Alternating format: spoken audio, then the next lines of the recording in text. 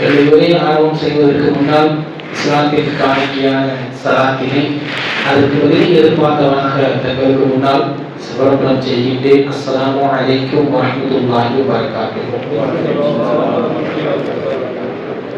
அல்ஹம்துலில்லாஹ். கண்ணியத்திற்குரியவர்களே, நம்முடைய நாள் இந்த இந்திய திருநாடு என்பது உலகத்திலேயே ஜனநாயக நாடு என்று போற்றப்படக்கூடிய ஒரு பெரும் நாடு இந்தியா. ஆனால் சைவ காலத்துடைய நிலவரங்கள் ஒரு மதத்தை மட்டும் குறித்து ஒரு மத சார்பான நாடாக அடையாளப்படுத்திக் கொண்டிருக்கிறது நம்முடைய நாடு. ஒரு மதத்தை இழிவுக்குள்ளாக்கி தொடர்ந்து அவதூறுகளை பரப்புவதில் வல்லமை மிக்கவர்களாக ஊடகவாதிகள் இருக்கிறார்கள். 2 தினங்களுக்கு முன்னால் இந்தியாவுடைய சட்டத்தை இயற்றிய பொன்னான நாள் என்று எல்லோரும் அதை கொண்டாடிய ஒரு நிகழ்வு எல்லாம் இருக்கிறது. இந்த மாதத்திலே ஒரு 2 நாட்கள் நம் பேச வேண்டிய ஒரு நாட்கள். இந்த மாதத்திலே நவம்பர் மாதத்திலே ஒரு 2 நாட்களை பற்றி பேசியாக ஒன்று நவம்பர் 26 இந்திய அரசியலமைப்பு சட்டத்தை எழுதி முடித்த அந்த நாள். 2வது நாள் என்பது இதே நவம்பர் 14 தான் தேசிய ஊடகத்தினுடைய தினம். இந்த 2ஐயும் பற்றி இங்கு பேச வேண்டிய கட்டாயத்தில் இந்த சமூகம் தள்ளப்பட்டு இருக்கிறது. என்ன பேச வேண்டும் அப்படின்னா, ஒரு பயானை ஆரம்பிக்கின்ற பொழுது ஒரு ஆயத்தை சொல்லி நான் ஆரம்பித்தேன் அல்லவா? யா அய்யுஹல்லதீன ஆமனூ அன் ஜாஅகும் ஃபாஸிகுன் பின்னபஇன் ஃபதபய்யனு அன் துஸீபு கௌமன் பிஜஹாலத்தின் என்ற ஒரு ஆயத்தை ஓதி ஆரம்பித்தேன் அல்லவா? இந்த அல்லாஹ் தஆலா இந்த சமூகத்திற்கு அழகான ஒரு விஷயத்தை சொல்வார். ஓ ஈமான் கொண்டவர்களே, தீயவன் ஒருவன் ஏதேனும் ஒரு செய்தியை உங்களுக்கு கொண்டு வந்தால் அதை நீங்க எப்படி இருக்கணும் அப்படின்னா, அதை ஆராய்ச்சி செய்யணும். அது நல்லதா கெட்டதா என்று நீங்க என்ன பண்ணுங்க, நன்கு விசாரிக்க வேண்டும், தெளிவுபடுத்த வேண்டும். அறியாமையின் காரணமாக ஒரு கூட்டத்தின் மீது தீங்கிழைத்து விடாதீர்கள். ஏன்னா அந்த மாதிரி நம்ம விசாரிக்காம ஒரு விஷயத்தை ஆராயாம நம்ம ஒரு விஷயத்தை சொல்லிட்டோம் அப்படின்னா அது என்ன ஆகிடுங்க, அந்த ஒரு கூட்டத்திற்கு தீங்கிழைத்ததை போல் ஆகிவிடும் என்று அல்லாஹ் தஆலா சொல்லி காட்டுவார். இது ஏன் இங்கு பதிவு செய்கிறேன் அப்படின்னாக்கா, இதற்கு பின்னாடி ஒரு பெரும் வரலாறு இருக்கிறது. அந்த வரலாறை தொட்டுதான் இன்றைய ஜும்ஆ பயானும் இருக்கிறது. என்ன வரலாறு அப்படின்னாக்கா, ஒரு சஹாபி ரசூலுல்லாஹி ஸல்லல்லாஹு அலைஹி வஸல்லம் அவங்கள்ட்ட வந்துட்டு ஹாரிஸ் இப்னு ரிவாரா என்கிற ஒரு சஹாபி ரசூலுல்லாஹ்ட்ட வந்துட்டு பையத்து செய்து ஈமானுக்கு வராங்க, இஸ்லாத்துக்குள்ள வராங்க. வந்த பொழுது ரசூலுல்லாஹி ஸல்லல்லாஹு அலைஹி வஸல்லம் அவர்கள் அந்த சஹாபியிட்ட சொல்றாங்க, நீங்க ஜகாத்தை நீங்கள் கட்டுங்கள் என்று சொல்றாங்க. அவர் இஸ்லாத்துக்குள்ள வராது, ஹாரிஸ் இப்னு ரிவாரா இஸ்லாத்துக்குள்ள வராது. வந்த உடனே ரசூலுல்லாஹி ஸல்லல்லாஹு அலைஹி வஸல்லம் அவங்க சொல்றாங்க, நீங்க ஜகாத் தொகையை கொடுக்கும் போது அவர் ஜகாத் தொகையை கொடுத்தாங்க. கொடுத்து முடித்ததற்கு பின்னாடி சொன்னாரு, யா ரசூலுல்லாஹ், என்னுடைய கூட்டத்திற்கு சென்று நான் தஅவா செய்து என்னுடைய கூட்டத்தையும் இஸ்லாத்தின் பக்கம் நான் கொண்டு வருகிறேன். அவரை கொண்டு வந்ததற்கு பின்னாடி நான் அவர்களிடத்திலிருந்து ஜகாத் பொருள் தான் வாங்கி வைக்கிறேன். அதை வாங்குறதுக்கு யாரோ ஒருத்தரை நீங்க தாக்கி விடணும்னு சொல்றேன். நன்றாக வரலாறை புரிந்து கொள்ளுங்கள். அந்த ஹாரிஸ் இப்னு ரிவாரா என்கிற சஹாபி ரசூலுல்லாஹ் சொல்றது என்ன, நான் இஸ்லாத்தை ஏற்றவர் மட்டுமல்ல, என் கூட்டத்தையும் நான் இஸ்லாத்திற்கு கொண்டு வருகிறேன். ஒரு கூட்டத்தின் தலைவர் அவர். என் கூட்டத்தையும் நான் இஸ்லாத்திற்குள் கொண்டு வருகிறேன். அவர்களிடமிருந்து ஜகாத் பொருட்களை நான் வாங்கி வைக்கிறேன். அதை வாங்குவதற்கு ஒருவரை அனுப்பி வைங்கள் என்று சொல்லிவிட்டு அவர் சொல்கிறார். ரசூலுல்லாஹி ஸல்லல்லாஹு அலைஹி வஸல்லம் அவர்களும் அதே போல வாலித் பின் உக்குபா என்ற ஒரு சஹாபி அழைத்து சொன்னார்கள், நீங்கள் அந்த ஜகாத் பொருட்களை போய் நீங்க வாங்கிட்டு வாங்கன்னு சொல்லி ரசூலுல்லாஹ் சொல்லி அனுப்பிச்சுடுறாங்க. ரசூலுல்லாஹ் என்ன சொல்றாங்க, வாலித் பின் உக்குபா என்கிற அந்த ஒரு சஹாபியை கூப்பிட்டு நீங்கள் ஜகாத் பொருளை நீங்கள் கொண்டு போய் நீங்க அங்க போய் வாங்கிட்டு வாங்கன்னு சொல்லிட்ட பொழுது அந்த சஹாபி அங்கு போறார். போகின்ற பொழுது அங்கு எல்லோரும் இஸ்லாத்தை ஏற்றுக்கொள்கிறார்கள். அங்கு எல்லோரும் இஸ்லாமியர்களாக இருக்கிறார்கள். இருக்கின்ற பொழுது அந்த நபர் அங்கு இருப்பவர்களை பார்த்து விட்டு அங்க போல வாலித் இப்னு உக்குபா இருக்காரு, அவர் அங்க போகவே ரசூலுல்லாஹ் வந்து சொல்றாரு, யா ரசூலுல்லாஹ், நான் ஜகாத் பொருளை வாங்க போனேன், ஆனா அவங்க ஜகாத் எனக்கு தரல, என்னை கொலை செய்வதற்கு முயற்சிக்கிறாங்க, அவங்கள இஸ்லாத்தை வந்து வெளியேறிட்டாங்கன்ற ஒரு விஷயத்தை சொல்றாங்க. யாரு? வாலித் இப்னு உக்குபா சொல்லியிருந்தார், யா ரசூலுல்லாஹ், அவங்க ஜகாத் எனக்கு தரல, அவங்க ஜக்காத்தை எனக்கு தரல, என்னை கொலை செய்வதற்கு முயற்சிக்கிறாங்க. அதே போல என்னது இஸ்லாத்துல இருந்து அவங்க வெளியேறிட்டாங்க, அவங்க யாரும் இஸ்லாமியர்களாக இல்லை அப்படின்ற ஒரு விஷயத்தையும் என்ன சொல்றாங்க, அவர் சொல்றார். அப்ப ரசூலுல்லாஹி ஸல்லல்லாஹு அலைஹி வஸல்லம் அவங்க காலித் இப்னு வாலித் ரலியல்லாஹு அவங்களை அழைச்சு ஒரு சிறிய படையை ஏற்பாடு செய்து சொல்றாங்க, போய் அங்க என்ன நிலவரன்னு பார்த்துட்டு வாங்க அப்படின்னு அனுப்புறாங்க. அப்ப அங்க போன காலித் ரலியல்லாஹு அவங்க அந்த ஹாரிஸ் இப்னு ரலியல்லாஹு அவங்கள போய் கேட்கறாங்க, ஏன் இப்படி பண்ணீங்கன்னு கேட்டு இந்த பொழுதுதான் அவங்க சொல்றாங்க, அப்படி ஒரு பட்ட நபர் எங்கள்கிட்ட வரல, ரசூலுல்லாஹ் அனுப்பியதாக ஒரு நபர் வரல, அவர் எங்கள்கிட்ட வந்திருந்தா நாங்க கொடுத்துருப்போம், நாங்கள் எல்லாம் இஸ்லாத்திற்கு வந்து விட்டோம் என்று அவங்க அத்தனை பேரையும் காட்டிட்டவர்தான். ரசூலுல்லாஹ் அவர்கள் சொல்றாங்க, காலித் இப்னு வாலித் ரலியல்லாஹு அவர் அங்க போகவே இல்லையா, அவர் ஜக்காத்தை கேட்கவே இல்லையா, அவரை கொலை செய்வதற்கான எந்த இதுவுமே நடக்கவே இல்லையா என்று சொல்லிட்டு வருந்தான். இவர் அந்த சமூகத்தின் மீது போய்விட்டார். காரணம் என்ன, அந்த சமூகத்தின் மீது உண்டான வெறுப்பை இங்கு கட்டிவிட்டார். அந்த சமூகத்தின் மீது உண்டான பகையை கொண்டு வந்து ரசூலுல்லாஹ் சொல்லி அவர்களை எதிர்த்து ஒரு போரை கொடுக்க வேண்டும் என்கிற முடிவுக்குள் வந்தார். அதனால் அந்த சமூகத்தை பற்றி தவறான விஷயத்தை சொன்னார். அதற்கு பின்னாடிதான் அல்லாஹ் ஆயத்தை இறக்கினான், யாராவது உங்கள்கிட்ட கொண்டு வந்து ஒரு செய்தியை சொன்னாங்கன்னா உடனே என்ன பண்ணிடாதீங்க, நம்பிடாதீங்க, அதை தீர விசாரிங்க, இல்லைன்னா ஒரு கூட்டத்திற்கு நீங்கள் மாறு செய்ததை போல ஆகிவிடும் என்றார்கள் முகமது என்று அல்லாஹ் தஆலா சொல்லி காட்ட முகமது ரசூலுல்லாஹ். இப்ப ஏன் இந்த வரலாற்றை இங்கு சொல்றேன் அப்படின்னா, இங்க இருக்கக்கூடிய விஷயங்களும் அப்படிதான், இங்க நடக்கக்கூடிய விஷயங்கள் அப்படிதான். ஊடகங்கள் என்பது இருக்கு அல்லவா, இந்தியாவுடைய 4வது தூண் என்னங்க, ஊடகம். இந்தியாவுடைய 4வது தூண். இந்த ஊடகம் என்பது இந்த இஸ்லாமிய சமூகத்தின் மீது மட்டும் எப்பொழுதுமே சேர்த்தை வாரி இறைப்பதில் என்னைக்குமே பின்தோங்கி நின்றதே கிடையாது. இந்த ஊடகம் இஸ்லாத்தின் மீது அதிகமான சேர்த்தை இறங்கி, ஒரு ஊடகம் நினைத்தால் எந்த விஷயத்தை எப்படி வேணாலும் மாற்றி அமைக்க முடியும். ஊடகத்தினால் எதை எப்படி வேணாலும் மாற்றி போட முடியும். 47 பேர் கொலை செய்தவன் ஒருத்தன் அதை மாற்றி பிழைக்க மாற்றி போடுறது முடியும், ஊடகத்தினால் முடியும். எதை எப்படி வேணாலும் கொண்டு போகக்கூடிய சக்தி ஊடகத்துக்கு உண்டு. தீவிரவாத செயலை செய்வோம் ஒருவர் அதற்கு உண்டான முகப்பானைகளை கொண்டு வந்து குண்டு வெடிப்பதற்கு முன்னாலேயே இவர்கள் தான் செய்தார்கள் இந்த விஷயத்தை கொண்டு வந்து நிப்பாட்டுவதற்கும் ஊடகத்தினால் முடியும். ஊடகம் தொடர்ந்து அதைத்தான் செய்து கொண்டிருக்கிறது. ஊடகத்தை நம்பிதான் இந்த சமூகம் நடைபெற்று இருக்கு. அப்ப இந்த ஊடகம் என்பது நம்மிடம் கொண்டு வரக்கூடிய செய்திகளை சரியானதா என்று முதலில் கவனிக்க வேண்டும். ஏன்னா நம்ம மக்களுக்கு நிறைய விஷயங்கள் தெரிவது கிடையாது. எதுவுமே தெரியாம பொத்தாம்பதோ ஒரு சில விஷயங்களை நம்ம பேசுகிறோம். இந்த சமூகம் இன்னும் அறிவார்ந்த சமூகமாக இல்லை என்பதுதான் என்னுடைய பெரிய ஒரு வருத்தமே. ஏன்னா எல்லாருமே சமூக வலைத்தளங்களை பயன்படுத்துறாங்க. ஒரு சமூக வலைத்தளங்களை பயன்படுத்தி அதை எப்படி பயன்படுத்துறாங்க அப்படின்னா நல்ல விஷயத்துக்கு பெரும்பாலும் பயன்படுத்துவதே கிடையாது. ஒரு ஆத்மார்த்தமான ஒரு சமூகத்திற்கு தேவையான ஒரு கருத்துக்களை பதிவு செய்யக்கூடிய சமூக வலைத்தளங்கள் என்பது ரொம்ப ரொம்ப கம்மி. இந்த சமூகத்துல ரொம்ப ரொம்ப கம்மி. நம்முடைய இஸ்லாமிய பெண்கள் நிறைய நபர்கள் சமூக வலைத்தளங்களை பதிவு செய்யறாங்க. இன்ஸ்டாகிராமா இருக்கட்டும், ஃபேஸ்புக்கா இருக்கட்டும், யூடியூபா இருக்கட்டும், இதெல்லாம் நிறைய பேர் பயன்படுத்துறாங்க. ஆனா இது பயன்படுத்துறது எப்படி பயன்படுத்துறாங்க? யாராவது நல்ல விதமா பயன்படுத்துறாங்களா? யாராவது நல்ல விஷயங்களா இருக்குதா? ஒரு சமூக வலைதளம் என்பது இன்னைக்கு இந்தியாவுடைய நிலைமை என்ன என்று யாராச்சும் நமக்கு தெரியுமா? இங்க இஸ்லாமியருடைய நிலைமை என்ன என்று நமக்கு தெரியுமா? நம்ம அடிக்கடி சொல்லிக் கொண்டிருக்கின்றோம். எஸ்ஐஆர் விஷயம் வந்ததுல இருந்து நம்ம சொல்லிட்டு இருக்கிறோம். எஸ்ஐஆர் என்பது பெரும் ஆபத்துன்னு சொல்லிட்டு இருக்கிறோம்.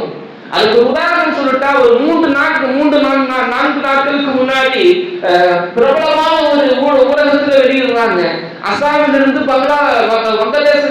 பங்களாதேசை சேர்ந்தவர்கள் எல்லாம் வெளியேறி கொண்டு இருக்கிறாங்க அப்படின்னு சொல்லி போட்டுட்டு இதுக்கு எஸ்ஐஆர் தான் பெரும் காரணமாக இருந்தது அப்படின்றாங்க. வாக்கு பறிக்கப்பட்டவர்கள் பங்களாதேசை சேர்ந்தவர்கள், அதனால் இந்தியாவிலிருந்து நாங்கள் அவரை வெளியேற்றுகிறோம் என்று சொல்லக்கூடிய அளவுக்கு பகிரங்கமாக சொல்றாங்க. அவங்களுக்கு என்ன ஏதாச்சும் இருக்கிறா? ஏதாச்சும் இது பண்ண முடியுமா? அப்படி யார் வெளிப்படுத்துவது? நம்மளாம் நின்றுக்கிட்டு நாங்கெல்லாம் தீவிரவாதி இல்லைன்னு கத்துறோம்ல, கத்துறதுனால ஏதாச்சும் பிரயோஜனம் இருக்கா? கத்துறது இருக்குங்களா? நம்முடைய வரலாறுகளை கொண்டு போய் சேர்க்கக்கூடிய இடத்துல நம்மள்ட்ட ஏதாச்சும் ஊடகம் இருக்குதா? கிடையாது. இந்த சமூகத்தினுடைய வரலாறுகள் ஒண்ணு வேண்டாம். இன்னும் வரைக்கும் இங்க முகலாயருடைய வரலாறுகளை எடுத்து பேசுகின்ற பொழுது அதை பேசக்கூடிய ஊடகங்கள் எல்லாம் எப்படி சொல்றது அப்படின்னாக்க, இங்க இருக்கக்கூடிய இந்துக்களை தாக்குவதற்காக முகலாயர் வந்தார்கள் என்கிற வரலாற்றை தான் இங்கு பதிவு செய்கிறார்கள். ஆனால் வெறும் பெரும் வரலாற்று நிகழ்வு. இங்க இருக்கக்கூடிய மதுரையில நமக்கு பெரும் ஆதாரம் இருக்கிறது, பெரும் ஆதாரம் இருக்கிறது. அங்க மதுரையில மேல மாசு வீடு கீழ மாசு வீடு, அவங்க ஜீனத் பள்ளின்னு சொல்லி ஒரு பள்ளி இருக்கு. அந்த பள்ளி ஏன் அந்த பேர் வச்சாங்கன்ற வரலாறு நமக்கு தெரியுமா? யாரோடு சேர்ந்து இப்ராஹிம் பாதுஷா அவர்கள் போர் செய்தார்கள்? ஏர்வாடியில் இருக்கக்கூடிய இப்ராஹிம் பாதுஷா அவர்கள் யாருடன் சேர்ந்து இருந்தார்கள்? பாண்டிய மன்னர்களோடு சேர்ந்து எதிர்களை எதிர்த்து போரிட்டார்கள் என்பது வரலாறு. அப்ப பாண்டிய மன்னர்களோடு சேர்ந்து போய் இஸ்லாமியர்கள் இருந்தார்கள் அப்படின்றதுதான் வரலாறு. ஆனா இங்க என்ன கொண்டு வந்து நிப்பாட்டுறாங்க? இஸ்லாமியர்கள் அன்றிலிருந்து இன்று வரைக்கும் மாலை எடுத்து வாளால் பரப்பப்பட்ட மார்க்கம் இஸ்லாமியர்கள் என்றால் இப்படிதான் அப்படின்னு சொல்லி ஒரு விஷயத்தை கொண்டு வந்து நிப்பாட்டுறாங்க. சரி, இந்த வரலாற்றை எப்படி கொண்டு போய் சேர்ப்போம்? எதன் மூலியமாக சேர்க்க முடியும்? இங்க நமக்கு நிறைய நபர்கள் சமூக வலைத்தளங்களை சரியாக பயன்படுத்துவது கிடையாது. இங்க இருக்க நிறைய பேர் பயன் வெளியே கேட்குதா இல்லையான்னு தெரியல. நம்ம பெண்கள் சமூக வலைத்தளங்களை கையாளக்கூடிய முறை என்பது மிக மிக கேவலமா மட்டமா இருக்கு, ரொம்ப மட்டமான நிலையில இருக்கு. இந்த மகளாலே நிறைய பெண்களை நான் குறிப்பிட்டு சொல்லுவேன், ஆனால் அது இதாகிவிடும் என்பதற்காக நான் இதாக இருக்கிறேன். சமூக வலைத்தளம் என்பது எவ்வளவு பெரிய இது தெரியுமா? ஒரு இலங்கையினுடைய தௌஹீத் ஜமாத்துடைய பெரிய பிரபலமான பேச்சாளர் ரஸ்மி MISC அப்படின்னு ஒருத்தர், அவருடைய பக்கங்களை எல்லாம் கவனித்தால் சமூக வலைத்தளங்கள் எவ்வளவு தூரத்துக்கு பயன் தரும் என்பதை நாம் கவனிக்கலாம். ஏன் ஒருத்தர் பத்தி நான் இங்க பேசுறேன் அப்படின்னா, பாலஸ்தீனத்தில் நடந்த ஒரு விஷயத்தை கிட்டத்தட்ட 800 நாட்களுக்கு மேலாக தொடர்ந்து அங்கு என்ன நடக்கிறது என்பதை கொண்டு வர. நம்ம தான் இது வரைக்கும் பாலஸ்தீனத்தை என்ன பேசிட்டு இருக்கிறோம்? பாலஸ்தீனத்துல போர் நின்றுச்சு, பாலஸ்தீன மக்கள் நல்லா இருக்காங்க அப்படின்னு பேசிட்டு இருக்கிறோம். அப்படி இல்ல, பாலஸ்தீனத்தில் இன்று வரைக்கும் குண்டுகள் போடப்பட்டுக் கொண்டுதான் இருக்கிறது, மௌத்துகள் நடந்துதான் இருக்குது. பசியினால் பல மக்கள்கள் மௌத்தாயிட்டா இருக்காங்க. பாலஸ்தீனத்துல நடக்குது, நமக்கு தெரியுங்களா? நம்ம ஊடகங்கள் இது பண்ணுதா? இதை பத்தி நம்ம எங்காச்சும் பேசுறோமா? இதுவரைக்கும் 21க்கும் மேற்பட்ட ஊடகவியலாளர்களை இஸ்ரேல் ராணுவத்தினர் கொலை செய்திருக்கிறாங்களே. எப்படி பாலஸ்தீனத்தில் நடக்கிற ஒரு விஷயம் வெளி வருது? ஊடகங்கள் இஸ்லாமியர்களுக்கு சாதகமாக இருக்குதா? கிடையாது, எந்த ஊடகமும் கிடையாது. அல் ஜசீராவை தவிர வேற எந்த ஊடகமும் பாலஸ்தீனத்தில் இருக்கும் விஷயங்களை கொண்டு வந்து சேர்ப்பது கிடையாது. அல் ஜசீராவை பார்ப்பதற்கு நமக்கான மொழி தெரியணுமா இல்லையா? அப்ப அதே மொழிபெயர்த்து ஒருவர் சமூக வலைத்தளங்களை கொண்டு வராங்க. அப்ப சமூக வலைத்தளங்கள் என்பது சரியான முறையில கையாளணும். இங்கு நம்முடைய இஸ்லாமிய சமூகத்தை பற்றி நிறைய தவறான விஷயங்களை போடுகின்ற பொழுது அதை கையாள்வதற்கு இந்த சமூகத்திற்கு தெரிவது கிடையாது. எதை எழுத வேண்டும், எதை எழுதக்கூடாது என்பது கூட நமக்கு தெரிவது கிடையாது. கண்ணியத்திற்குரியவர்களே, நான் அழுத்தமாக பதிவு செய்கிறேன். இன்னும் வரக்கூடிய காலங்கள் இந்த இஸ்லாமிய சமூகத்திற்கு ரொம்ப ஒரு கிரிட்டிக்கலான சமூகத்தில் உட்கார்ந்துருக்கிறோம். நீங்க இப்போதான் நமக்கு எந்த விஷயமே பெருசா தெரிவது கிடையாது. டிசம்பர் 16, 17 போகட்டும், ஆர்ப்பாட்ட களங்களுக்கு தயாராகிறீர்களா இல்லையா என்பதை மட்டும் நீங்கள் பாருங்கள். நீங்கள் தயாராகவில்லை என்றால் என்னவென சொல்லு. டிசம்பருக்கு மேலாக இதனுடைய தாக்கம் என்பது என்னவென்று தெரியும். இந்த சமூகத்தில் இஸ்லாமியர்களை குறிவைத்து ஒவ்வொரு காய்களாக நிறுத்தப்பட்டுக் கொண்டிருக்கிறது என்பதை இங்கே மறந்துவிடப்படும். எதிர்த்து கேள்வி கேட்பதற்கோ பேசுவதற்கு நம்மளுடைய ஊடகங்கள் கிடையாது. ஆனால் பெரும் ஆயுதம் ஒரு யூதனால் கண்டுபிடிக்கப்பட்ட முகநூல் நம்மள்கிட்ட இருக்கு. அதுல விஷயங்கள் போடலாம், நிறைய விஷயங்கள் எழுதலாம். ஆனா யாருமே எழுதுறது கிடையாது. அதுல நம்ம என்ன இது பண்றோம் தெரியுங்களா? நம்ம பெரும்பாலும் முஸ்லிம் பிள்ளைங்க எல்லாம் எப்படி தெரியுமா? Photo video. போட்டோக்கள் எப்படிங்க? முகத்தை அப்படியே காட்டிக்கிட்டு, காலையில இந்த சேலை எடுத்தேன், இந்த இது என் கணவர் இப்ப வாங்கி கொடுத்தாரு, இது இப்போ இதெல்லாம் தேவையா? இதெல்லாம் எழுத வேண்டியதா? யாருக்கு அலங்காரம் இருக்க வேண்டும்? யாரையும் அலங்காரம் காட்ட வேண்டும்? தலையில துணி இல்லாம ரோட்ல வீட்டு ஆடி வீடியோ எடுத்து போடுறாங்க. நம்ம பெண்கள், நம்ம அல்ல அநியாயம் பண்ணிக்கிறது. சமூக வலைத்தளங்கள் எதற்கு பயன்பட வேண்டும்? எதுக்கு இருக்கணும்? இந்த சமூகத்தை ஒன்றுமில்லாமல் ஆக்குவதற்குண்டான எல்லா வேலைகளும் பாசிசவாதிகள் சரியாக செஞ்சுட்டு இருக்கும் போது நம்ம சமூகத்தில் இருக்கக்கூடிய நம்ம பெண்களே நம்மளை அழைத்து விடுவார்கள் போல் தெரிகிறது. அப்படிதான் ஓடிட்டு இருக்கு இங்க சூழல்கள். ஒரு இந்த சமூக வலைத்தளம் என்பது சரியாக முறை பயன்படுத்தும். நான் சமூக வலைத்தளங்களை அதிகமா பயன்படுத்துவேன். விகிதம் எல்லாத்துக்கும் தெரியும். என்னுடைய பதிவுகளை கிட்டத்தட்ட ஒரு மாசத்துக்கு 3 லட்சத்திலிருந்து 4 லட்சம் வரைக்கும் பார்வையாளர் பார்க்கறாங்க. அதுக்காகவே எழுதுறேன். நான் இன்னொரு ஊடகத்துக்காக சொல்ல, ஏன் எழுதுறோம், எதுக்கு சமூக வலைதளங்கள் பயன்படுத்தப்படுதுன்னு யோசிக்கணும். நம்ம எழுதக்கூடிய விஷயங்களை பார்ப்பதற்கு இருக்கிறாங்க, நம்முடைய விஷயங்களை கொண்டு போய் சேர்ப்பதற்கு சமூக வலைதளங்கள் பெருமிது. அதுல அநியாயமான விஷயங்களை, அக்குறமான விஷயங்களை, அநாககமான விஷயங்களை எல்லாம் பதிவு பெறாதீங்க. ரொம்ப அசிங்கமா இருக்கு, ரொம்ப அசிங்கமா இருக்கு. நான் இங்கு அழுத்தத்தோடு பதிவு செய்கிறேன், இந்தியாவில் இஸ்லாமியர்கள் வாழ்வதற்கே உண்டான நிலைகள் இல்லாமல் போகக்கூடிய சூழல் உண்டு. அதை யார் கொண்டு போய் சேர்ப்பது? நம்முடைய நிலைகளை யார் கொண்டு போய் வெளியே சேர்ப்பது? அப்போ சமூக வலைத்தளங்கள் எங்கோ காசாவில் நடக்கக்கூடிய ஒரு பிரச்சனையை உலகளாவிய அளவில் கொண்டு வந்து சேர்த்த ஒரு பெருமை சமூக வலைத்தளங்களுக்கு உண்டு. நீங்க காசாவில் இருக்க விஷயங்கள் டிவி பார்த்து தெரிஞ்சுக்கிட்டீங்களா? அங்க போருன்னு மட்டும்தான் சொல்லுவான், ஹமாஸ தீவிரவாதிக்குவான், இஸ்ரேல ராணுவம் சொல்லுவான். இத ஊடகத்தினுடைய நிலைகள் எல்லாம். ஹமாஸ தீவிரவாதிக்குவான். ஹமாஸ் யாரு? நமக்கு யாராச்சும் தெரியுங்களா? நமக்கு ஹமாஸை பத்தி தான் தெரியுமா? ஹமாஸை பற்றி என்ன தெரியும்? நான் இதையே இவ்வளவு தூரத்துக்கும் பேசுகிறேன்னாக்க நம்முடைய வரலாறு நமக்கே தெரியுது கிடையாது. நம்முடைய வரலாறு யாராச்சும் நமக்கு தெரியுங்களா?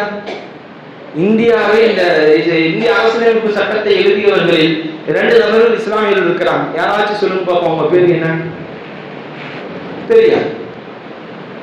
இந்தியாவுடைய முதல் எஜுகேஷன் மினிஸ்டர் அது கூட அபுல் கலாம் ஆசாத்னு சொல்லிடலாம். அதோட முதல் தகவல் தொழில்நுட்ப அமைச்சரா இருக்கு. சரியா? இந்தியாவில் இஸ்லாமியர்கள் எத்தனை பேர் கல்வியில, இந்திய சுதந்திரம் வாங்கும் போது எத்தனை உயர் பதவியில் இஸ்லாமியர்கள் இருந்தாங்க?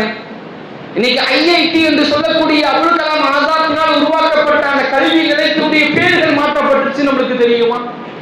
பல இஸ்லாமியருடைய பெயர்கள் தாங்கிய ஊர்கள் மாற்றப்பட்டு விட்டது, நமக்கு தெரியுமா?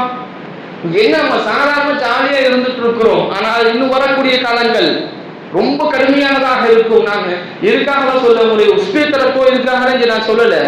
நீங்கள் ஈமானை பற்றி பிடித்தால் மட்டும்தான் நிலையாக இருக்க முடியும் என்பதை நான் சொல்றேன். சமூக வலைத்தளங்களை சரியாக பயன்படுத்தும். சமூக வலைத்தளங்கள் நம்முடைய வரலாறுகளை கொண்டு போய் சேர்ப்பதற்குண்டான நிலைகளாக, இஸ்லாமியர்களுக்கு நடக்கக்கூடிய அநீதிகளை சொல்லக்கூடிய இடமாக, நடக்கக்கூடிய அராஜகங்களை வெளிக்காட்டக்கூடியதற்குண்டான இடமாக பயன்படுத்துங்கள் சமூக வலைத்தளங்களை. அதை விட்டுட்டு ஆட்டம் பாட்டம் டான்ஸ் கொண்டாட்டம் இதற்கல்ல சமூக வலைத்தளம் என்பது, இதற்கல்ல சமூக வலைத்தளம் என்பது. நமக்கு அதற்கான அல்ல, பிறருக்கு எது வேணா இருக்கலாம். ஏன்னா ஒரு செய்தியை ஒரு இடத்துல நம்ம போய் கொண்டு போய் சேர்க்கிறோம் அப்படின்னா அதுதான் நமக்கான இது. இன்னைக்கு நமக்கு பாட புத்தகத்துல நம்முடைய வரலாறு தூக்கப்பட்டுருச்சு. இன்னைக்கு குழந்தைகளுக்கு முகலாய மன்னருடைய வரலாறுகள் இனிமேல் வரக்கூடிய குழந்தைகளுக்கு தெரியாது. ஏற்கனவே தெரிந்த குழந்தைகளுக்கு கூட முகலாய மன்னர்கள் என்று சொன்னா தீவிரவாதிகள், பயங்கரவாதிகள், அதற்காக கொள்ளையடித்தார்கள், இதை கொள்ளையடித்தார்கள் அப்படின்ற ஒரு விஷயத்தை தான் இது பண்ணுவோம். நம்மளே ஏதோ ஒரு விஷயத்த சொல்லிட்டோம்னா என்னடா கஜினியான்னு கேட்போம். கஜினினா யாருன்னு நமக்கு வரலாறு தெரியாது. கஜினியுடைய வரலாறு தெரியுமா? அவர் பேர் கஜினியான்னு நமக்கு தெரியாது. அப்படிதானே இருக்கு. அவர் பேர் கஜினி தான் சொல்லிட்டு இருக்கிறோம். கஜினி அவர் பேரு அப்படின்னா தெரியாது. எந்த வரலாறையும் எதுவுமே தெரியாமல் இந்த சமூகம் சாதாரண நிலையில் இருப்பது என்பது பெரிய ஒரு வருத்தத்திற்குரிய விஷயமாக இருக்கிறது. கண்ணியத்திற்குரியவர்களே, அநீதிக்கு எதிராக நிற்பதற்கு நாம் நிறைய விஷயங்கள், போர்க்களத்தில் இறங்கி போராடுவது, ஆர்ப்பாட்டம் செய்வது, இதெல்லாம் 2ஆவது பட்சம். ஆனால் முதல் நிலை என்ன தெரியுங்களா? நமக்கு உண்டானது ஊடகத்தை சரியாக பயன்படுத்தணும், சமூக வலைத்தளங்களை சரியாக பயன்படுத்தணும். பாபருல் மஸ்ஜிதை இடித்த பொழுது நம்மளோட சமூக வலைத்தளங்கள் கிடையாது. ஆனால் இன்று பாபர் மசூதியை தொடர்ந்து எழுதுகின்ற பொழுது பிறரும் சேர்ந்து நம்ம போராடக்கூடிய நிலைகளுக்கு வந்து விட்டார்கள். பாபர் மசூதி எப்படி இடிக்கப்பட்டது என்கின்ற வரலாறை பேசுகின்ற பொழுது பிறர்கள் நம்மளோட வந்து நிற்கிறாங்க. எதில் எழுதுறோம்? சமூக வலைத்தளங்கள் எழுதுறோம். பாபரை மசூதி ஏன் மீட்கப்பட வேண்டும்? பாபர் மசூதி வரலாறு என்ன? யாரால் கட்டப்பட்டது? அங்க நடந்த விஷயங்களை எடுத்து ஒவ்வொன்றையும் எடுத்து போடுகின்ற பொழுது பிற மதத்தவர்கள் அதுவரைக்கும் பாபர் மசூதி இடித்தது சரிதான் என்று சொன்னவர்கள் கூட இது தவறான விஷயம், இன்னொருத்தர் இடிக்கக்கூடாது என்ற சூழலுக்கு நிறைய பேர் வந்துட்டாங்க. அப்ப அது எங்கிருந்து பதிவு செய்வது? இதெல்லாம் பேச வேண்டிய கட்டாயம். ஒரு பாபர் மசூதியை இடிச்சிட்டோம், நம்ம ஆர்ப்பாட்டம் பண்றோம் இல்லை, ஆனால் அதற்கு பின்னாடி பல பள்ளிவாசல்கள் இடிக்கப்பட்டு விட்டது, நிறைய பள்ளிவாசல் இடிக்கப்பட்டு விட்டது. அப்ப இதெல்லாம் எங்க பேசுறது?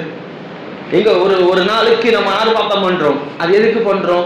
என்னைக்காச்சும் நம்ம நிறைய அமைப்புகள்லாம் ஆர்ப்பாட்டம் பண்றாங்களே, இது எதுக்காக பண்றோம் அப்படின்றது நமக்கு அவேர்னஸ் இருக்கா? அந்த சமூகத்திற்கு ஏன் ஆர்ப்பாட்டம் பண்றாங்க? அதான் பாபர் மசூதி கையை விட்டு போயிருச்சு, ஏன் ஆர்ப்பாட்டம் பண்றோம் அப்படின்னு என்னைக்காச்சும் நம்ம நினைச்சிருக்கிறோங்களா? அதை பத்தி யோசிக்கிறதே கிடையாது. ஏன் ஆர்ப்பாட்டம் பண்ணுகிறோம்னா, ஒருபோதும் எங்கள் உரிமையை நாங்கள் விட்டு தர மாட்டோம் என்பதற்காகத்தான் இந்த ஆர்ப்பாட்டம். அப்ப அதை பத்தி எதுல பேசுறது? நான் ஏன் இவ்வளவு தூரத்துக்கும் என்னடா ஜும்மா பயன் என்று வரலாறுகளை பேசுவார், குர்ஆன் வசனங்களை பேசுவார்னா இவர் உட்கார்ந்து இது பேசிட்டு இருக்காரு அப்படின்னா இதுதான் இன்னைக்கு தேவை. நம்மள்ட்ட பெரிய ஆயுதம் சமூக வலைத்தளம் என்பது நம்மள்ட்ட இருக்கு. அதை சரியான முறையில் பயன்படுத்துங்க. நீங்க அங்க போற என்னதுங்க, ஒரு இடத்துக்கு போயிட்டு அங்க 2 வீடியோ எடுத்து அதை பெரிய இதெல்லாம் பண்ணி ட்ரோல்லாம் பண்ணி அப்படி பண்ணி இப்படி பண்ணி அங்க போனா இந்த சாப்பாடு, இங்க போனா இந்த சாப்பாடு. பெரும்பாலும் நம்முடைய இஸ்லாமிய சமூகத்தினர் இன்ன எங்கெங்கெல்லாம் நல்ல சாப்பாடு கிடைக்குமோ அங்கெல்லாம் அதெல்லாம் எடுத்து வீடியோ போடுறதுலயே வாழ்க்கையை கழிச்சிட்டாங்க. சாப்பாடு சாப்பாடு சாப்பாடு, அதை சொல்லுவாங்கல்ல, வாய் சாப்பிட்டே கெட்டாண்டா அப்படின்வாங்க. அந்த மாதிரி சாப்பாடு விஷயமாவே தான் போய் எடுக்கிறது. இந்த இடத்துக்கு போங்க, இங்க 5 ரூபாய்க்கு இப்படி இருக்கு, அது அதெல்லாம் என்ன பிரயோஜனம்? என்ன பிரயோஜனம்? இதே திருப்பூருக்குள்ள ஒரு பள்ளியை கட்டி அதற்கு பெரும் ஆர்ப்பாட்டம் பண்ணி இன்னைக்கு தொழுக முடியாமல் இருக்குன்னு தெரியுமா நமக்கு? எத்தனை பேருக்கு தெரியும்? அப்ப அதை யாரு பேசுவது? இங்க நம்மளுடைய சூழல்கள் எல்லாம் இந்த என்ன நான் சொல்றேன், எஸ்ஐஆர் ஃபார்முக்கு கிட்டத்தட்ட பல பகுதிகளில் இஸ்லாமுடைய பேர்களே இல்லாம வெளியா இருக்கு. பல பகுதிகளில், பெரும்பாலும் இஸ்லாமியர்கள் வசிக்கக்கூடிய பகுதிகளில் இஸ்லாமியருடைய பேர்களே இல்லை. அதனாலதான் நான் சொன்னேன், இதெல்லாம் டிசம்பருக்கு 16க்கு மேலதான் அதனுடைய நிலைகள் தான் என்னன்னு தெரியும். அப்பதான் போராட்டம் பண்ணணும், ஆர்ப்பாட்டம் பண்ணணும், அப்பதான் இறங்குவோம். அது வரைக்கும் அவேர்னஸ் இந்த சமூகத்துக்கு வராது. அது வரைக்கும் நம்மளோட இதாக தான் இருக்கிறோம். இங்க ஏன் எஸ்ஐஆருடைய விஷயத்தை இங்க நான் சொல்றேன் அப்படின்னா, உங்களுடைய ஓட்டு உரிமை தானே. நிறைய பேர் அந்த விஷயத்துல ரொம்ப இதா இருக்கிறீங்க. ஒரு சில பேர்லாம் சமூக வலைத்தளங்கள் அல்லாஹ் உங்களுக்கு வரக்கத்து செய்யணும். இந்த எஸ்ஐஆரை பற்றி உண்டான விளக்கங்களை ஒரு சில சமூக வலைத்தளங்கள்ல பகிரங்கமாகவே பேசப்பட்டு இதெல்லாம் இப்படி இருக்கின்ற பிரச்சனையை கொண்டு வந்து சமூகத்து மத்தியில் கொண்டு வந்து சேர்க்கிறான். ஆனா பெரும்பாலும் அதை நம்ம எடுத்துக்கிறதே கிடையாது. நம்ம என்ன பண்றோம் அப்படின்னா, நானே ஓட்டு போடுறது கிடையாது, எனக்கு எதுக்கு இதெல்லாம் அப்படின்னு சர்வசாதாரணமா சொல்றோம். எவன் வந்தா நமக்கு என்ன வந்துச்சுன்னு சொல்றோம். நான் திரும்பியும் சொல்கிறேன், எந்த கட்சி வந்தாலும் இஸ்லாமியர்களுக்கு சாதகமாக இருப்பார் என்பது ஒரு மாய பிம்பை தான். யார் வந்தாலும் இஸ்லாத்திற்கு எதிரானவர்கள் தான். ஏதோ ஒரு ரூபத்தில் ஏதோ ஒரு விஷயங்களை செஞ்சுதான் இருப்பாங்க. யார் இங்க இஸ்லாமியருக்கு ஆதரவாக யாருமே நிற்க மாட்டாங்க. கியாமத் நாள் வரைக்கும் அப்படிதான் இருக்கும். இங்க இஸ்லாமியன் ஆட்சி அதிகாரத்தில் உட்கார்கின்ற பொழுதுதான் சம உரிமையும் சமநீதியும் கொடுக்க முடியுமே தவிர வேற யார் உட்கார்ந்தாலும் சரி இங்க இஸ்லாமியர்களுக்கு நல்லது நடக்கும் நினைச்சா அது என்னதுங்க, தூரத்துல தெரியுங்களா காணல் நீர், அது போலதான். யாரும் இங்க இஸ்லாமியர்களுக்கு நல்லது செஞ்சவே மாட்டாங்க. செஞ்சுட்டாங்கன்னாக்கா அரசியல் பண்ண முடியாது. அதுதான் யதார்த்த உண்மை. யதார்த்த உண்மை அதுதான். அதனால கண்ணியத்திற்குரியவர்களே, இந்த எஸ்ஐஆர் ஃபார்ம் அப்படின்றது என்ன தெரியுங்களா?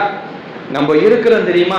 இப்ப இங்க இருக்கிறோம், இந்தியாவில இருக்கிறோம், நம்மளுடைய எல்லா அதிகாரமும் பறிக்கப்படும். உங்கள்ட்ட ஓட்டு உரிமை இல்லை அப்படின்னு ஒண்ணு ஆச்சு அப்படின்னா அடுத்தது இப்போ முதல்ல நீங்க இந்தியன் நிரூபிங்கன்னு சொல்லுவாங்க. இந்தியன் நிரூபிக்கிறதுக்கு ஏதாச்சும் சரியான ஆதாரம் நம்மள்ட்ட இருக்கா? நம்ம சமூகம் செய்திருக்க ஒரு பெரிய ஒரு மைனஸ் என்ன தெரியுங்களா?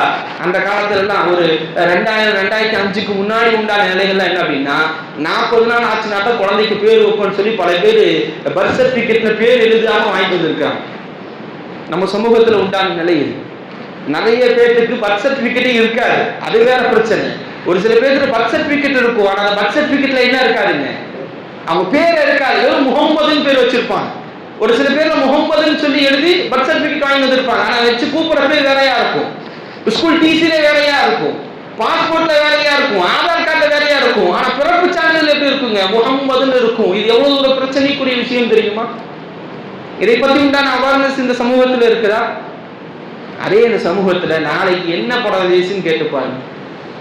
இந்த சமூகத்தை விட தெளிவாக யாராலும் சொல்ல முடியாது. எப்போ எந்த படம் ரிலீஸ் ஆகுது தேதியோடு குறிப்பிட்டு சொல்லுவாங்க. ஒரு பாட்டுல ஒரு வரியை ஒருத்தர் மிஸ் பண்ணிட்டானா அது அல்ல அப்படி அப்படின்னு சொல்லக்கூடிய சமூகம் இது. அந்த வரி வராது. இப்படிதான் நம்முடைய நிலைகள் தான் போயிட்டு இருக்கு. கண்ணியத்திற்குரியவர்களே, இங்க பெரும்பாலும் நம்முடைய நிலைகள் எல்லாம் இந்த எஸ்ஐஆர் என்கின்ற நிலை என்பது இன்னொரு சிஏஏ, என்ஆர்சி, என்பிஆர் என்பதை உங்களுடைய நிலைவில் கொண்டு வந்து நிப்பாட்டுங்க. சாதாரணமா நிறைய பேர் இன்னொரு விஷயத்தையும் நீங்க பதிவு செய்ய ஆசைப்படுறேன். நிறைய பேர் என்ன பண்றாங்கன்னாக்கா, அந்த எஸ்சிஆர் ஃபார்ம் ஃபில்அப் பண்ணும்போது அவங்க அட்ரஸ் எதுவுமே இல்லையா, பிரச்சனை இல்லைங்க அப்படியே கொடுத்துடலாம், இதுல என்ன ஏன் உட்காந்து ஃபில்அப் பண்ணிட்டு இருக்கணும், 2002 இல்லை அப்படியே கொடுத்துடலாம்ல அப்படின்ற அவ்வளவுதான். அதை போய் ஒரு கஷ்டப்பட்டு அதை தேடி எடுத்து ஃபில்அப் பண்ற வேலையில இந்த சமூகத்துல இல்ல. இதெல்லாம் நமக்கு நாமளே ஏற்படுத்திக் கொள்ளக்கூடிய ஒரு பாசிசவாதி இஸ்லாமிய இந்தியா இல்லாத இந்தியாவை உருவாக்க வேண்டும் என்ற அவனுடைய திட்டத்தை நாமே அவனுக்கு முன் வந்து கொடுக்கிறோம். இந்த சமூகத்தை அழிப்பது என்பது அவனுக்கு ரொம்ப இலகுவான விஷயம். ஏன் தெரியுங்களா, ஒட்டுமொத்த சோம்பேறி இனம் என்பது இஸ்லாமிய சமூகத்தை ஒன்று போய் கஷ்டப்பட்டு அதை எடுத்து ஃபில்அப் பண்றதுக்கு நம்மளால முடியாது. சாதாரணமா கடந்துட்டு போயிட்டே இருப்போம். இதனால என்ன வந்துச்சு, நம்ம என்ன ஓட்டா போட போறோம், நமக்கு என்ன வந்துச்சு, இப்படின்ற கணக்குல தான் இருக்குமே தவிர எந்த விஷயத்திலும் எந்த அவகாசமும் கிடையாது. இங்கு நமக்கு ஆதரவான நிறைய சட்டங்கள் இருக்கு, அதை நம்ம பயன்படுத்திக்கிட்டதும் கிடையாது. நமக்கு எதிராக வரக்கூடிய சட்டங்களை நினைத்து கவலைப்பட்டதும் கிடையாது. நம்ம பார்த்துட்டு இருக்கோம். சமூக ஊடகங்களாக இருக்கட்டும், அதே போல சட்டங்களாக இருக்கட்டும், இது எதையுமே இந்த சமூகம் சரியாக பயன்படுத்திக்கிறது கிடையாது. இதை சரியாக பயன்படுத்தாம அப்படியே விட்டதுடைய விளைவுதான் நம்முடைய வரலாறுகள் இந்தியாவிலிருந்து கொஞ்சம் நஞ்சம் அல்ல, எல்லாத்தையுமே தூக்கிட்டாங்க. நான் சொன்னது ஐஐடி என்கின்ற ஒரு அபுல் கலாம் ஆசாத்தால் உருவாக்கப்பட்ட கல்லூரியின் பெயர் மாற்றப்பட்டு விட்டது. நிறைய போர்வல் மாற்றப்பட்டுருச்சு. பல இஸ்லாமியருடைய பெயர் தாங்கிய பல ஊர்களின் பெயர்கள் மாற்றப்பட்டுருச்சு. நம்ம அதான் கவலைப்பட்டாங்களா? அதை பத்தி நம்மளுக்கு இதே தெரியாது. நிறைய இஸ்லாமியருடைய சொத்துகள் சூறையாடுவதற்கு உண்டான எல்லா வேலையும் முடிஞ்சு வக்ஃபுக்காக போராட்டம் நடத்துறோம். ஆனா அதுக்கு பின்னாடி அதை பத்தி பேசணுமா இந்த சமூகம்? பேசவே கிடையாது. அதை பற்றி உண்டான எதுவுமே இல்லை. ஆனால் அமல்படுத்தப்பட்டு விட்டது என்கின்ற விஷயத்தை கூட இந்த சமூகம் இன்னும் யோசிக்காம இருக்குது. இங்க நம்மள்ட்ட இருந்து எல்லாம் எடுப்பதற்கு தயாராக இருக்கிறாங்க. அவங்க எடுப்பதற்கு தயாராக இருக்கிறாங்கன்னு தெரிஞ்சு நம்ம மௌனம் காத்துட்டு இருக்கிறோம். அதை பத்தி உண்டான எதுவுமே இல்லை. சமூக வலைத்தளங்கள் அதற்கு உண்டான பேச்சுக்களை பேசுவது கிடையாது. கண்ணியத்திற்குரியவர்களே, நான் இங்கு தெளிவாக ஒரு விஷயத்தை சொல்கிறேன். சமூக வலைத்தளங்களை சரியாக பயன்படுத்துங்கள். அரசியல் அமைப்பு சட்டத்தை தெளிவாக புரிந்து கொண்டு அதை நடைமுறைப்படுத்துவதற்கு உண்டான வேலைகளை பண்ணுங்க. சாதாரணமா எல்லா மக்களை போல இங்க வந்தோம், இருந்தோம், வாழ்ந்தோம், மூத்தானோம் அப்படின்னு எல்லாம் கிடையாது. கடைசி வரைக்கும் இந்த சமூகம் போராடித்தான் ஆக வேண்டும். முஹம்மது ரசூலுல்லாஹி ஸல்லல்லாஹு அலைஹி வஸல்லம் அவர்கள் மக்காவில் இருக்கக்கூடிய காலத்தை விட மதீனாவுக்கு சென்றதற்கு பின்னாடி இஸ்லாமிய ஆட்சிக்குள் இருந்தாலும் கூட போராட வேண்டிய காலங்கள் இருந்தது. போராடினார்கள், எதிர்கொட போராடினாங்க. நிறைய போராட்டங்கள் நடந்தது, நிறைய ஆர்ப்பாட்டங்கள் நடந்தது, நிறைய போர்க்களங்களை சந்தித்தார்கள் முஹம்மது ரசூலுல்லாஹ். அப்படிதான் இந்த சமூகம் வந்தது. சாதாரணமான ரசூலுல்லாஹ் நபியாக இருக்கிறனால நிம்மதியாக போய் இருந்ததில்ல, கடைசி வரைக்கும் போராடினாங்க. அதனால கண்ணியத்திற்குரியவர்களே, இங்கு நாம் போராடிதான் வாழ வேண்டும். நமக்குண்டான உரிமைகளை நாம தான் இருக்கணும். சரியான அரசியலை நோக்கி நகருங்க. கண்டவனை எல்லாம் தலைவர் சொல்லாதீங்க. நமக்கான ஒரு சமூகத்தை, நமக்கான ஒரு அதிகாரத்தை நோக்கி இந்த சமூகத்தை நடக்க வேண்டும். அதனால கண்ணியத்திற்குரியவர்களே, அரசியலமைப்பு சட்டத்தை சரியாக இது பண்ணுங்க. எஸ்சிஆர் ஃபார்ம் ஃபில்அப் பண்ணாதுங்க, தயவு செஞ்சு ஃபில்அப் பண்ணி கொடுத்துருங்க. அதற்கு உண்டான என்ன ஆலோசனை இருந்தாலும் அதற்கு தெரிந்தவரிடம் சென்று அதை ஆலோசனை செய்து அதை ஃபில்அப் பண்ணி கொடுத்துருங்க. சாதாரணமா இருக்காதீங்க. சமூக வலைத்தளங்கள்ல கண்டமேனுக்கு பயன்படுத்தாதீங்க. குறிப்பாக வெளியே கேட்கக்கூடிய பெண்களுக்கு சொல்றேன், உங்க புகைப்படத்தை பார்ப்பதற்காக சமூக வலைத்தளங்கள் அல்ல. உங்களை பார்ப்பவன் சாதாரணமாக பார்ப்பானா? நான் ஏற்கனவே சொல்லியிருந்தேன் ஒரு வரலாற்றை. ரசூலுல்லாஹி ஸல்லல்லாஹு அலைஹி வஸல்லம் அவர்களை பார்க்க உமர் ரலியல்லாஹு அவர்கள் வருகிறார்கள். வருகின்ற பொழுது ரசூலுல்லாஹ்வுடைய மனைவிமார்கள் நிற்கின்ற பொழுது ரசூலுல்லாஹ் உமர் ரலியல்லாஹு அவர்கள் சொன்னார்கள், யா ரசூலுல்லாஹ், உங்களுடைய மனைவிகள் எல்லாம் உள்ள போக சொல்லுங்கன்னு சொன்னாங்க உமர் ரலியல்லாஹு. அப்ப கேட்டாங்க, எதுக்கு நாங்க போகணும்னு ரசூலுல்லாஹ்வுடைய மனைவிமாருங்க கேட்டாங்க. அப்ப உமர் ரலியல்லாஹு அவர்கள் சொன்னாங்க, உங்களை பார்ப்பதற்கு நல்லவங்களும் வராங்க, கெட்டவங்களும் வராங்க. யார் பார்வை எப்படி இருக்குன்னு தெரியுமா? யார் எப்படி பார்க்கறாங்கன்னு தெரியுமா? அதனால என்ன பண்ணுங்க, உங்களுடைய மனைவிமார்களை உள்ள போக சொல்லுங்கன்னு சொன்னாங்க. அது நல்ல ஆயத்தே இருக்குண்ணா. ரசூலுல்லாஹ்வுடைய மனைவிமார்கள் சொன்னாங்க, உமரே நீங்க என்ன பண்ணாதீங்க, எங்களுக்கெல்லாம் அதிகாரம் பண்ணாதீங்கன்னாங்க. நல்ல ஆயத்தே இருக்குண்ணா. அவர்களை திரைக்கு பின்னால் நிற்க சொன்னான், மறைவாக இருக்க சொன்னான். இஸ்லாமிய சமூகம் தான் சொல்லுது, நீங்கள் சமூக வலைத்தளங்களில் புகைப்படத்தை பதிவு செய்யாதீர்கள் என்று சொல்வது உங்களை பார்ப்பவன் எப்படி பார்க்கிறான் என்று தெரியாது. அவன் தானே பார்க்கிறான். நான் என்ன பண்ணனாக்கா, அதை பார்ப்பதற்கு என்ன தண்டனையோ அதை தூண்டுபவருக்கும் அதே தண்டனை உண்டு என்பதை நினைவில் நிறுத்திக் கொள்ளுங்கள். அதை தூண்டுபவர்களுக்கும் அந்த தண்டனை உண்டு. சமூக வலைத்தளங்களில் புகைப்படத்தை போடுவது, வீடியோ போடுறது, ஆட்டமாடி போடுவது, இது புதுசா இது பண்ணி அதெல்லாம் நமக்கு நாமே பாவ மூட்டையை சேர்த்து கொண்டிருக்கிறோம் என்பதை நினைவில் நிறுத்திக் கொள்ளுங்கள். அதனால் சமூக வலைத்தளங்களில் இந்த இஸ்லாத்தை பற்றி பேசுவதற்கு நிறைய இருக்குது. நிறைய விஷயங்கள் நமக்கெல்லாம் தெரியுதா இல்லையான்னு தெரியல. சமூக வலைத்தளங்களில் சர்வசாதாரணமாக இஸ்லாமிய வெறுப்பு பிரச்சாரங்களை பகிரங்கமாக பேசக்கூடிய நிறைய இது இருக்கு. அதற்கு போய் நமக்கு பதில் சொல்வதற்கு நம்மகிட்ட இல்லை. ஏன்னா நம்ம வரலாறு நம்மளுக்கு தெரியாது, நமக்கு வரலாறு தெரியாது. அதனால நம்மளால போய் பேச முடியாத சூழல்லாம் இருக்குது. அதனால கொஞ்சம் வரலாற்றுகளை தெரிந்து கொள்ளுங்கள், இணையங்களை வரலாற்றோடு இணைத்துக் கொள்ளுங்கள், சமூக வலைதளங்களை சரியான முறையில் கையாளுங்கள், அரசியலமைப்பு சட்டத்துக்கு சரியான முறையில் நாம் நீதமாக இருப்பதற்கு முயற்சி செய்யுங்கள். எதிர்ப்பு என்ன வந்தாலும் அதை எதிர்கொள்வதற்கு தயாராக இருங்கள். அது தயாராக இருந்தால் மட்டும்தான் முஸ்லீமாக இருக்க முடியும். அதே போல கண்ட விஷயங்களை பகிராதீர்கள், தேவையில்லாத விஷயங்களை பகிராதீர்கள். அது ஒருபோதும் பிரயோஜனம் தராது. ரம்ஜான் வர இருக்குது. அதனால எல்லாம் ரம்ஜான் யார் முதல்ல சொல்றாங்களோ அவங்களுக்கு சொற்கொள் ரசூலுல்லாஹ் சொன்னாங்கன்னு ஒரு இல்லாத ஒரு ஹதீஸை கொண்டு வந்து அதெல்லாம் ஷேர் பண்ணீங்கன்னா ஒன்னுத்துக்கும் உதவாது. அமலும் நல்ல செயலும் தான் நம்மளை கொண்டு போய் சுனத்துல சேர்க்குமே தவிர வேற எந்த விஷயம் நமக்கு எதுவும் செய்யாது என்பதை உணர்ந்து நான் செயல்படுவதற்குண்டான நசீபை அல்லாஹ் நம் அனைவருக்கும் தந்தல் புரிவானாக.